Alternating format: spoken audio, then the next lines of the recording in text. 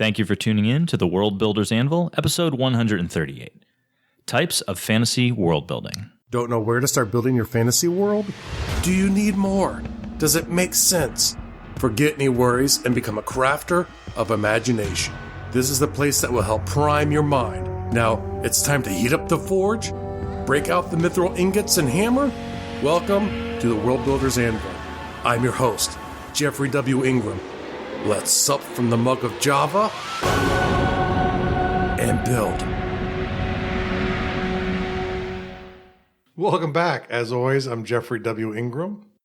And back from a triumphant orc slaughtering, I am your co-host, Michael Miller. Yeah, it only took him 7 days to get through the orcs on I-84 in what will be known as the I-84 campaign. And I got to tell you, without the claymore, the broadsword that you let me borrow, I don't know that I could have gotten through it because my battle axe broke in the first 2 days. So he was actually so weak after getting here. It took 3 days actually of constant IVs to get him ready to do this episode. Yeah, it was rough. I've been tired. Yeah. So, I really feel bad for missing last week's episode, so I want to apologize to everybody. But literally, I got to a certain point on the highway where I could not move. I was literally sitting still, and I still had a good 40 minutes to drive to get to Jeff's house. I had no idea how much further the obstruction was. Yeah. Exactly. And I was able to get off of the next exit that had like a flyover so you could see more of the highway, and it was just brake lights and cars for miles. Yeah. So unfortunately, I wasn't able to get last episode, but I have listened. And I thought Kristen did an amazing job, so I want to thank her for stepping in and filling my spot, filling the enormous pair of shoes that I bring to the show. Well, and for once, the shoes didn't stink really bad, but that's a different... Well, that's neither here nor there. Okay.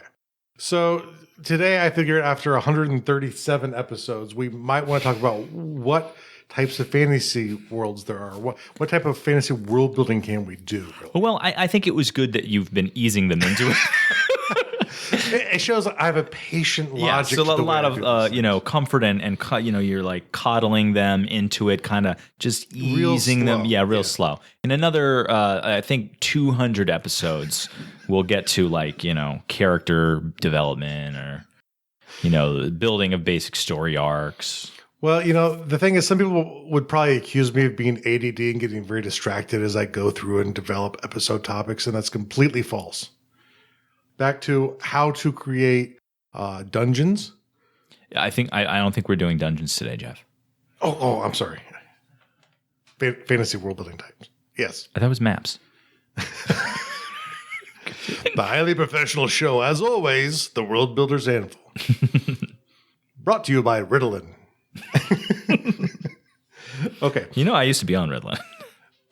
It would not shock me because I think many of my close friends are kind of like me, where we have so many varied interests, we have trouble concentrating unless we really enjoy what we're doing at the moment. When I was a kid, I was diagnosed with ADHD, so they had me on Ritalin for a couple of years. They tried to do that to me when I was a child. It was before they discovered the term, and they just call it hyperactivity, I believe. Mm-hmm. But my mom was like, no, he's a boy. See, I was on it for at least 2, maybe 3 years, and I got to a point where I just didn't like the side effects, so I weaned myself off of it. But I do find that I have taught myself how to concentrate on things that I don't necessarily sometimes want to concentrate on. That's the tougher thing. People think it's like you can't concentrate. I can concentrate extremely. Like if you put me in front of map making software or something involving world building, or if I'm writing a story or prepping a story, I can stay focused for 18 hours. I literally sat down and played Destiny the other day for 14 hours straight. 14 hours. That's ridiculous. If we love it, we can concentrate on it. The problem is, if there isn't utter love for what we're doing, so many other things go through your mind. Like, I would rather be doing anything than this right now. Right. So when any little thing walks into the room, yes, I'd rather do that. The cat. Hi, cat. My wife. Hi, wife. Let's not be working on whatever I'm working on. That's true. I'm doing the bills, or I'm, reading electrical code, or oof. Yeah, oof. I gotta start working on that. I got to do a refresher. I've got a refresher course coming up, and I also want to, but I think I'm going to wait till spring and take a refresher course to take my E1. Well, if I was an electrician, I wouldn't worry too much. What's the worst that could happen? You get killed. Well, actually, no, that's not the worst thing. The worst is killing someone else. Yeah, the worst is creating a fire so that other people die. Yeah, touche. Yeah. Okay, so let's get to something slightly less happy. Morbid, yeah. We'll get back to types of fantasy world building. And so there's two ways I break down a world. And you hear me, as of recently, I start using the term naturalistic framework world. I've never strictly defined that. But inside of that, we have a lexicon of language we use for when we talk about world builder types. And I'd like to think that we're pretty good about defining a term as we go. So some of this is definitely... We've talked about this, but we just want an episode where we really go in and define the types of world building that you can do. And it's from a fantasy perspective. However, you don't have to consider it necessarily like fantastical. You could still do in science fiction. It's just really far out theoretical science fiction. Well, my point is that I'm sure a lot of what we're going to be talking about today is going to sound familiar. Like, I'm sure it's not going to be totally foreign, except for some of the new terminology that we're gonna introduce. Well, because for some of it, I couldn't remember a word that we used. So you created new ones? Well, that's what I do. And I thought that one in specific that I pointed at the audience. I was going to say, I've never heard that one before either. Never used it before, but it makes perfect sense for that. It does. Yeah. All right, so let's kick it off. Okay, so the first one is my favorite. It's naturalistic world building. Everyone thinks of Gardul when they think of naturalistic world building. Everyone does. Well, I'm glad that you're going to pin this one down because you do use this term a lot, and I sometimes feel like I have a vague kind of amalgamous, concept of what you mean by that. And in general, when I talk about the term naturalistic, is it develops in a more natural way, sort of mirroring the way things develop in reality, or how I perceive reality, which is really all that matters. So some of the characteristics of it is it's very detailed type of world building. You need more stuff earlier than you would in any other type. It's that you need to know where the cultures came from and how they got to where they are. And that adds a lot more detail to a world, and to me, richness to a world that doesn't necessarily exist in the other types. There's also something that I want to kind of caveat all of this too is we're going to be talking about this, like even in the title we mentioned that we're going to be talking about types of fantasy, but you could apply at least 1, 2, maybe 3. You could apply all these. It's like, have you ever seen Interstellar? Yeah. I think that's fantastical, but it's based off of science theory. Yeah. So that's really still fantastical, but it's theoretically possible. Yeah. And it will heavily caveat possible. The point is that for the purposes of the conversation, to keep this flowing, we're going to be talking about all of these coming from the standpoint of a fantasy world build, like to build a fantasy world. But these could be applied to science fiction world or horror genre. Yeah, sure. Any form of a genre. Horror genre? Jeff, have you just broken into a new form? Oh, horror. Gotcha. That's what I said. It's not what you said. That's what you think you say when you say that word, but you never say it that way. Well, I didn't say Michael genre. You cut me deep, Jeff. That hurts. It's a knife. It's yeah, you look really hurt right now. It's a spoon. It's dull. It'll hurt more. It'll take time. Okay. So outside of being very detailed, one of the other things, events that happen in the world appear to essentially fit together. So like if you have a major event in one spot of the world, it will have ripple effects. So if you do have like a major flood that wipes out a civilization or forces it to move about over the next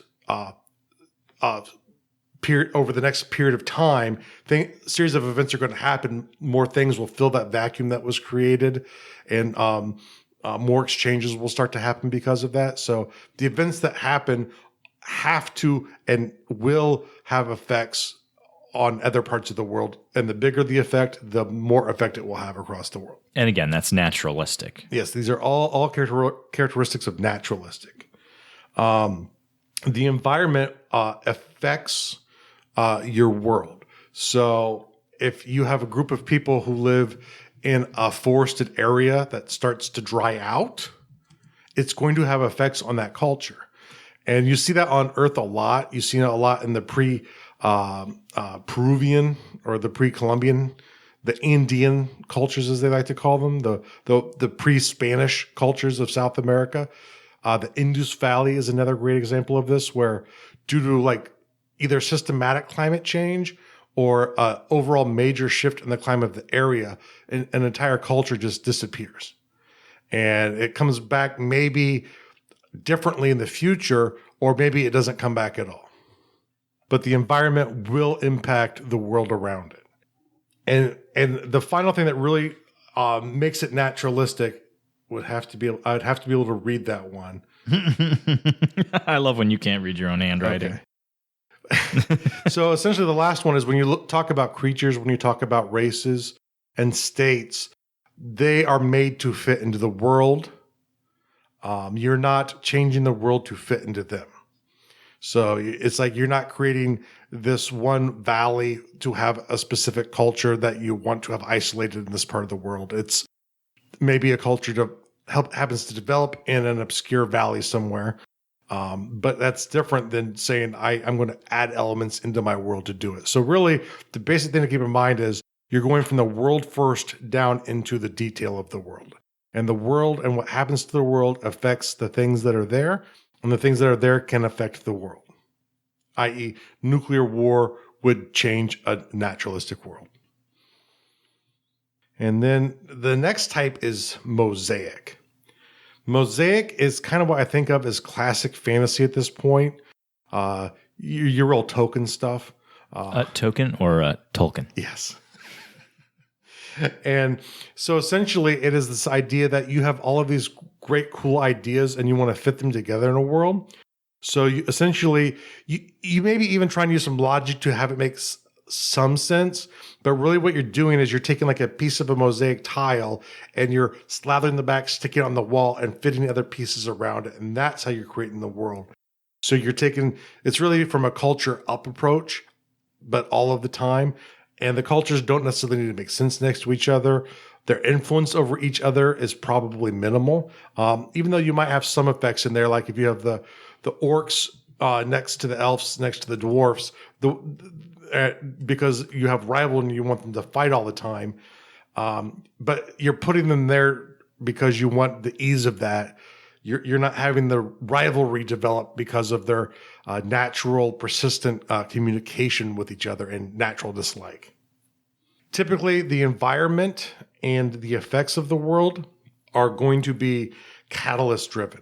So Lord Friedman rises up. I never liked him, for the record. I'm on record. Never liked him. Okay, well. And which signals... Don't tell him. Which signals the rise of the forces of good across the world to rally back against evil. That's good. I like that. When you think about how the creatures and races fit into this world, it's going to be much more from a desire base rather than any sort of over intellectualizing. You're not necessarily looking to make it look realistic. You want to have this here because you want to have this here. I actually kind of want to contradict your wording there when you say realistic. It's a fantasy world, so when you say realistic, I mean, comparing it to a real world, of course, it's not going to be, but for the purposes of the context within the fantasy, it could be totally realistic, and there isn't necessarily an argument to like, oh, well, this culture's here, this is here, this is here. When you're going with a mosaic, because you're deciding it. Yeah. But it could still be presenting it in a way that's completely realistic. When you use magic as a way to define that it's realistic, it's not. When I say realistic in the terms of fantasy world building, I mean it develops realistically, naturalistically. It happens just because of nature. Like it evolves, as opposed to having some sort of, like you're saying, like a magical influence, that's like a hand of God sort of influence. And that's not to say in a naturalistic world you're not going to sometimes have the hand of God causing events. You can do those too, but the thing is, they're going to ripple more. They're going to have a larger effect on the overall world, where you might have the evil elven jerk show up and almost destroy the Elven Kingdom and have no consequences to the Elven Kingdom, even though they're surrounded by a bunch of other people who probably want that territory. But unless it fits into the story that you want to tell, it just doesn't happen. Well, don't elves breed like rabbits anyway? Like they just pop them out all the time. So let's see, even if you wipe out a whole bunch of them, I'm just kidding. I know. Most worlds they don't. They come out in litters, don't they? That's right. 12 at a pop. 12 at a pop. I'm 12er. Okay. I think the basic gist that what you're trying to put out there is that with the Mosaic is just like what you're saying. Like you're going to have hard and fast lines of demarcation in between, whether it be a cultural difference, a geographic difference, or whatever, because you're deciding it arbitrarily or specifically for whatever reason at the get-go, and that's okay. Yeah, exactly. It's just the desired way to do it. And the reason why I identify this with classic fantasies, because you look at most classic fantasy books, the worlds are built that way. Yep. And they're really successful. So I'm definitely not judging the intelligence of using any of these methods. And certainly in a fantasy game, and I'm most specifically thinking about like video games, this is the fire realm. This is the ice realm. Like how many video games have we played where there's been such a dramatic difference from this level to that level, even if they're geographically pretty close together, at least from some sort of logical standpoint. Sea of lava is between the Sea of Ice and the Sea of Fire. Right, yeah. And then, it's the grasslands right next to the lava. It's literally a line where the grasslands end and then a lake of fire begins. Like, it wouldn't exactly be that. It'd be like you'd get an arid section and then things would get hotter and, And really, in a way... Welcome to the sulfur fields. It's right next to the life spring. And I think sometimes, too, people can get clever in a Mosaic where they can make it feel more fantastical or make it feel more naturalistic by essentially sort of feathering the edges between the zones. Yeah, definitely. But that's all in style. And once again, these art judgments, our show focuses on naturalistic framework because that's what I do. But, really any of these styles I think are all legitimate. And the last one I call fantastical. And a lot of times people don't consider them fantasy because some of these books predate that word being used. When you think of Wizard of Oz was probably around the beginning of when fantasy was thought of, but people don't think of it as fantasy. But that's really a fantastical world. I had like 30 of these and I didn't write any of them down. Well, I mean, Wonderland, Narnia. Essentially these worlds that are completely, it's just whatever you want. A lot of times if you play video games that go to other realms, like it's based on the plane of legal, but then it moves to the plane of anti-legal and the plane of good and the plane of bad and the plane of plenty. And they're completely not even, maybe even the geography is completely wrong. And there's nothing wrong with that. They're wonderful. And sometimes you might even have like a plane like that within a naturalistic or a Mosaic world. But it's these things that aren't even meant to try and resemble an Earth style of culture and states as we know it. And really for here, the amount of detail, how or why events that happen, you need rules for them internally. But from the player's perspective, it's completely random. It doesn't make sense. Or maybe they learn more about it as it goes through. But the idea is, you just need to have your internal logic worked out. And you can have things happen because, well, if you step here, someone dies. And it's just because. Moving on to the purpose scale. And this is a little bit more linear for me. On one end you have framework, and on the other end you're writing a world for a specific story. It could be a short story or a novel, a one-shot. And then you have this huge spectrum in between. And when I say a framework, the idea is the whole purpose is to continually use the same area over and over again. Maybe not the specific land, but that world over and over again to tell stories. And I think it pairs very well with naturalistic, although I think it would also work very well with Mosaic. Because essentially you're going to have events and you as the person who's creating the story that says, I'm creating this event that happens here today. And it's going to ripple out through my world in this way. And my story is either going to follow the ripple or maybe try and, stay at the center of the ripple. But there are going to be consequences that happen. So, if you have that same elven kingdom who the dark god comes back and decides to destroy it, and Lord Freeman then shows up to stop him, and the whole elven nation's wiped out or nearly wiped out, well, maybe the dwarfs come in and help bring some stability to the region and decide to occupy the elven lands until the elves can get back up on their feet. Those lovely dwarfs. Never liked the Freeman. I did. This reminds me of and this is a little off subject and tangential. I'll try to keep it short. There's a really great game. It's an old PS2 game. It's going to kill me. I'm going to have to think about the name of the game. But the basic gist is that Russia invades the United States and occupies New York and creates a successful occupation, and they start taking over the country. Okay.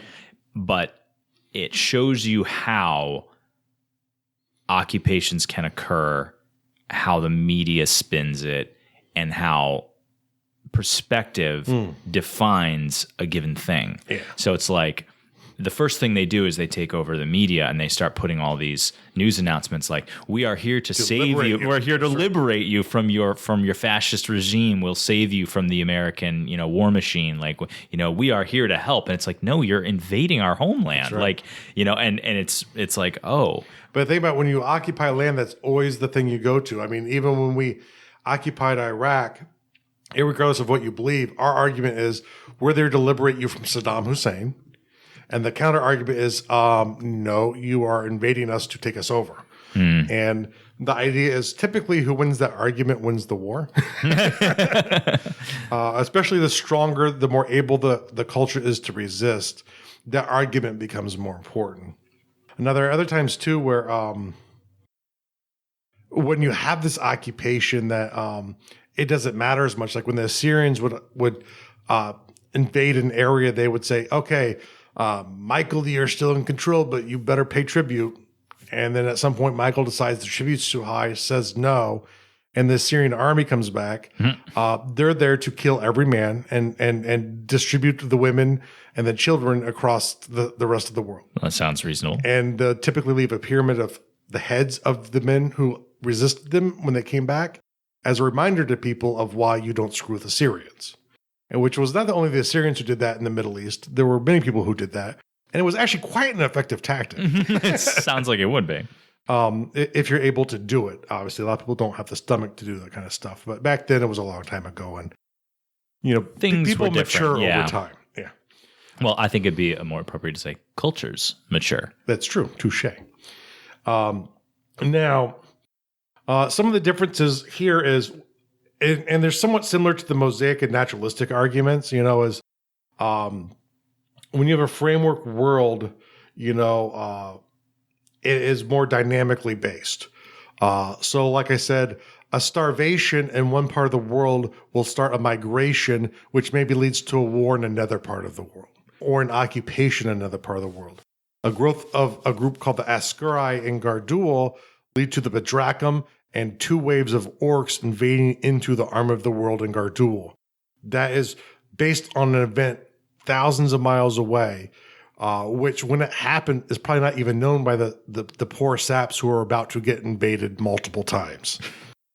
The poor saps. The poor saps. But typically story-based, it's more like, let's see, Lord Omen comes back and decides that it's time to put the world into an era of darkness because that's what he does. A lot of darkness in your lords. Actually, Lord Freeman was here to stop the darkness. No, I know, but then you had that evil elf who came in and he was destroying the elf. You got a lot of this is his cousin. You got a lot of broad sweeping death coming in your analogies. But think about in fantasy worlds, typically when you have this major character reemerge, it's usually really bad. It's usually to take over. Yeah. It's Sauron. Or his cousins. Yes. His cousins who are mad because you killed him. That's right. And even watching something like the Swords of Shannara, you have the Sauron characters are so common. Is that TV show? They just started a TV show on MTV, actually. It's the first show on MTV I've watched in a really long time. Is it good? Yeah, it's kind of like watching a D&D adventure, I think. Okay, because it was kind of like on my periphery. I haven't seen any advertisements. I'm just aware of its existence. I haven't seen any teasers, or I've certainly not seen an episode. It's definitely, when you watch it, you know that MTV made it. So it's the characters. I think the highest IQ my wife and I could determine, and we'll use GURPS terms, where the average IQ would be about 10. I would say the average IQ including the lead characters, is probably about 2. Whoa, that's 2 is like Jello. That's like Jello. Yeah. Okay. So most of the heroes, but are they pretty? They are pretty. They are. Except for the villain. This man cannot be William Wallace, for I am prettier than he. That's right. And so I say it's good. It probably did not reach the potential it could have been, but it especially if you're not paid. Is it worth watching? I watched the whole first season. Okay. So that's high praise. Yeah, I didn't pay for it though. Well, outside of normal streaming payments. It's on Netflix, I believe, right now. Is it? Yeah. I remember seeing that. That's where I saw it. Netflix. Okay. Because I didn't even see it pop up there. I happened to see it one day there, and I'm like, oh, cool. I can finally watch this now. Because I do not pay for enough cable to have MTV.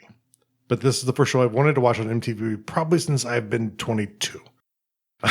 They had MTV when you were 22? Yes. That existed? Yes. Jeff was Methuselah.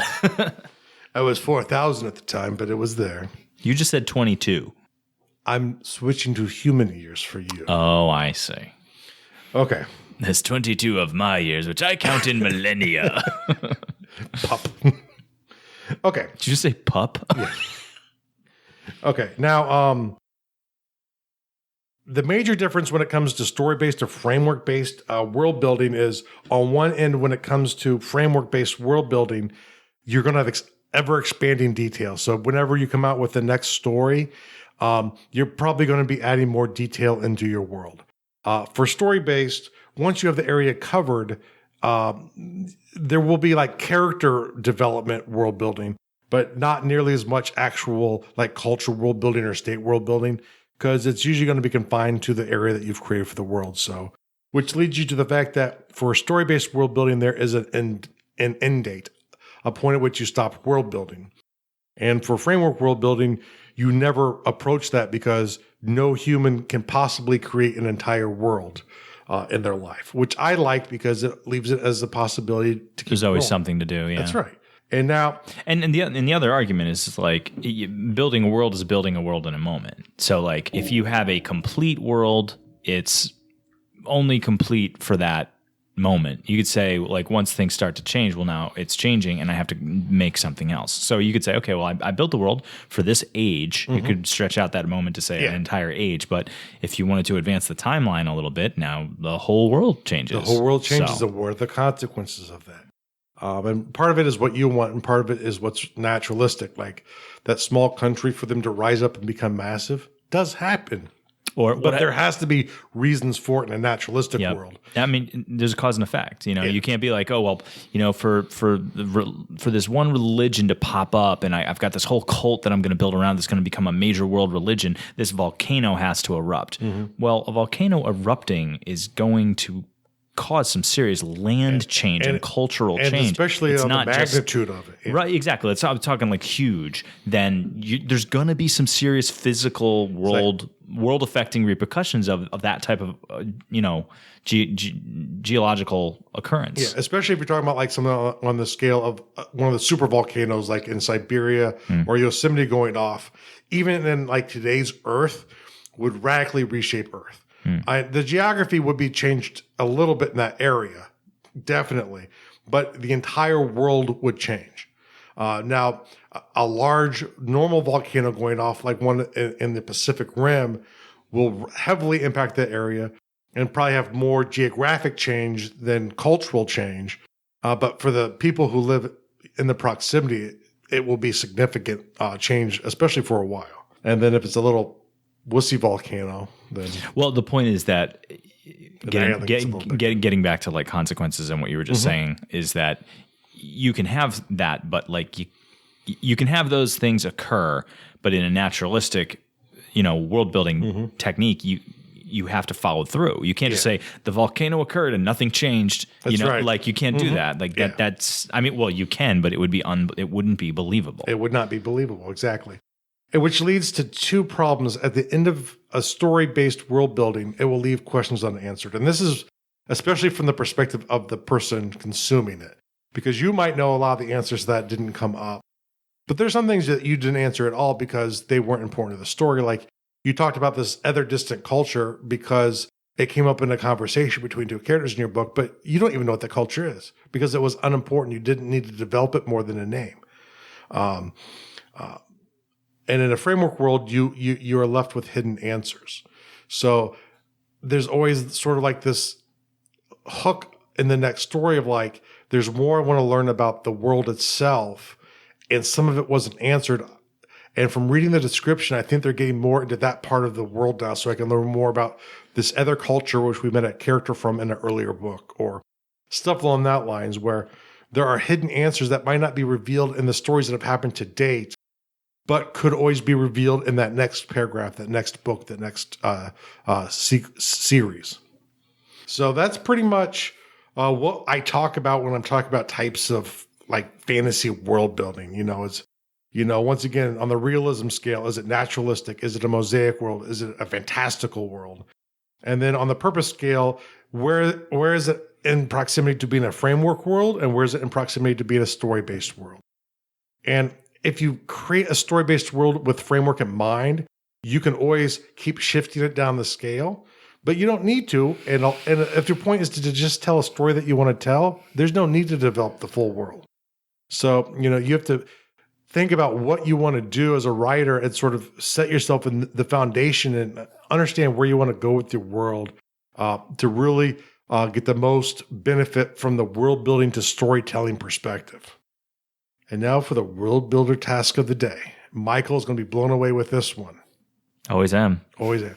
And the world building task of the day is to decide where your world sits on these two scales. Wow. My world is shaken. Shaken. Shaken. If not stirred. So take a few minutes and think about... I should say shaken, not stirred. Think about where you would like to start your next world from, or what type of world yours is. Maybe it's a fantastical or mosaic framework world. Maybe it's a naturalistic story world, because there's like one culture you want to develop and you want to see what that would look like. And this is something that you can consider as you're approaching NaNoWriMo. Did I say that? Timing. It's like we're going to be talking more about that. Did I say that? And now for the real world task of the day. And this one really has to do with the new expansion for Destiny coming out, but Mike has a very important real world task of the day, especially for all you Destiny players. You just want me to...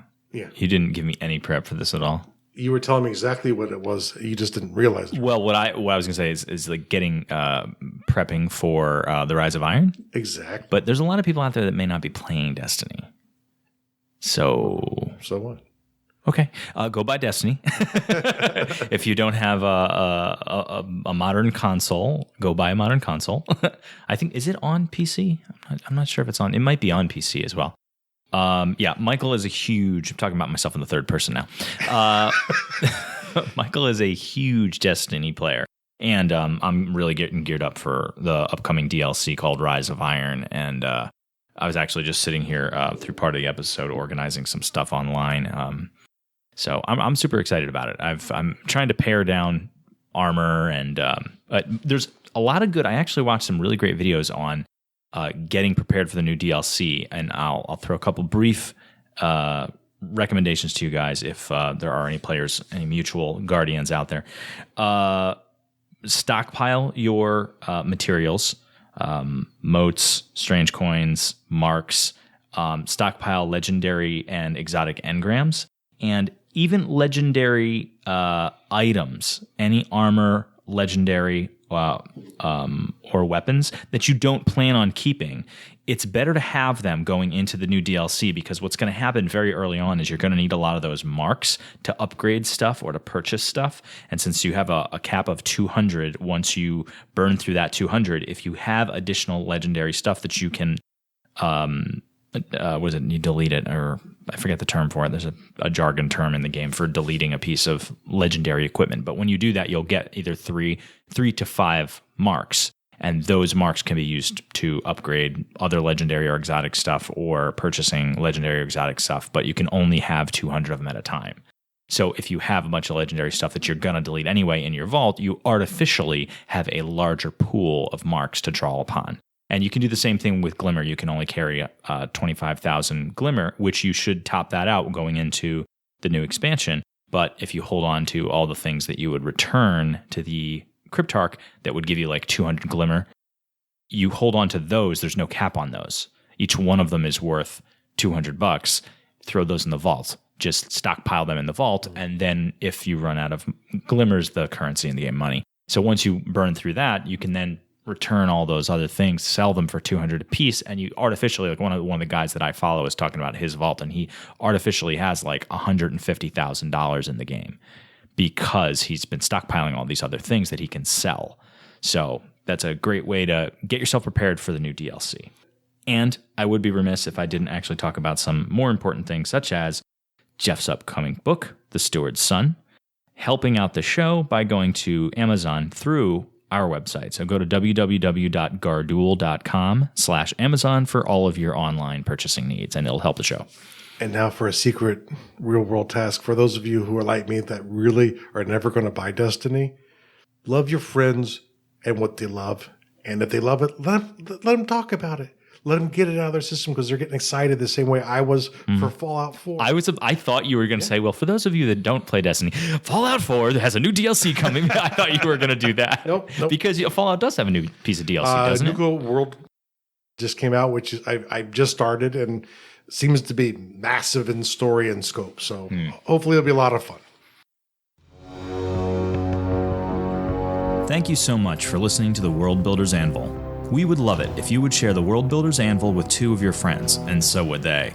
If they are unfamiliar with podcasts, then you get to introduce them to the wonderful world of podcasting by showing them Stitcher or iTunes, or, best of all, just send them to our website, www.garduel.com. That's GARDUL.com. Now strike, where the mithrils hide.